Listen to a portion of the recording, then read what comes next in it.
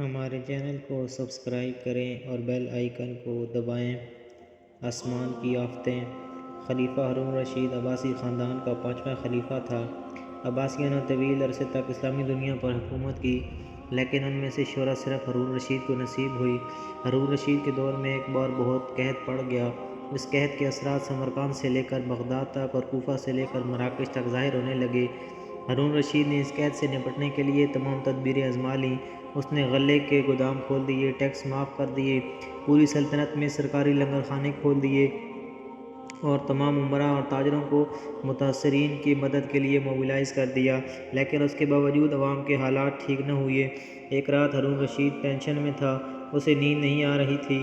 Tension کے اس عالم میں اس نے اپنے وزیر اعظم یحییٰ بن خالد کو طلب کیا۔ یحییٰ بن خالد ہارون رشید کا استاد بھی تھا، اس نے بچپن سے بادشاہ کی تربیت کی تھی۔ ہارون رشید نے یحییٰ خالد سے کہا، استاد محترم، آپ مجھے کوئی ایسی کہانی، کوئی ایسی داستان سنائیں جسے سن کر مجھے قرار آ جائے۔ یحییٰ بن خالد مسکرایا اور عرض کیا، بادشاہ سلامت، میں نے اللہ کے کسی نبی کی حیات طیبہ میں ایک داستان پڑھی تھی، اور یہ داستان مقدر، قسمت اور اللہ کی رضا کی سب سے بڑی اور شاندار تشریح ہے۔ آپ اگر اجازت دیں تو میں داستان آپ کے سامنے دہرا دوں۔ بادشاہ نے بے چینی سے فرمایا، یا استاد، فوراً فرمائیے، میری جان حلق میں اٹک رہی ہے۔ یحییٰ خالد نے عرض کیا، کسی جنگل میں ایک بندریہ سفر کے لیے روانہ ہونے لگی تو اس کا ایک بچہ تھا، تو وہ بچے کو ساتھ نہیں لے جا سکتی تھی، چنانچہ وہ شیر کے پاس گئی اور اس سے عرض کیا، جناب، آپ جنگل کے بادشاہ ہیں، میں سفر پر روانہ ہونے لگی ہوں، میری خواہش ہے کہ آپ میرے بچے کی حفاظت اپنے ذمے لے لیں۔ شیر نے حامی بھر لی، بندریہ نے اپنا بچہ شیر کے حوالے کر دیا، بندریہ سفر پر روانہ ہو گئی۔ اب شیر روزانہ بندر کے بچے کو کندھے پر بٹھاتا اور جنگل میں اپنے روزمرہ کے کام کرتا رہتا۔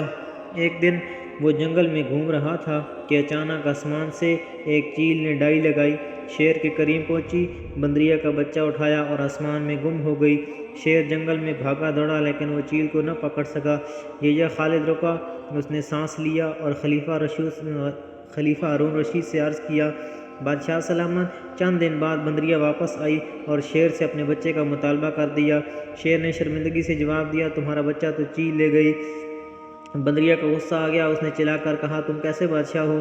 تم ایک امانت کی حفاظت نہیں کر سکتے، تم اس سارے جنگل کا نظام کیسے چلاؤ گے؟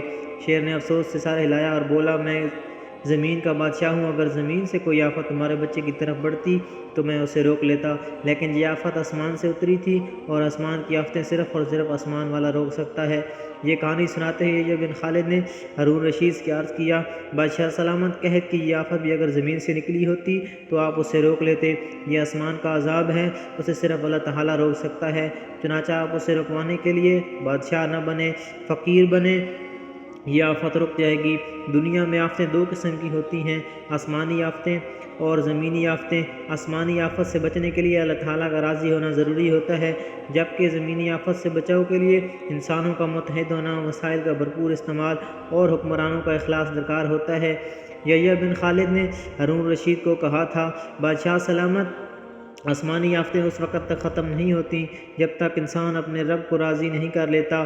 آپ اس آفت کا مقابلہ بادشاہ بن کر نہیں کریں گے، چنانچہ آپ فقیر بن کر کریں، اللہ کے حضور گر جائیے، اس سے توبہ کیجیے، اس سے مدد مانگیے۔ دنیا کے تمام مسائل اور ان کے حل کے درمیان صرف اتنا فاصلہ ہوتا ہے جتنا ماتھے اور جائے نماز میں ہوتا ہے، لیکن افسوس، ہم اپنے مسائل کے حل کے لیے 7 سمندر پار تو جا سکتے ہیں، لیکن ماتھے اور جائے نماز کے درمیان موجود چند انچ کا فاصلہ طے نہیں کر سکتے۔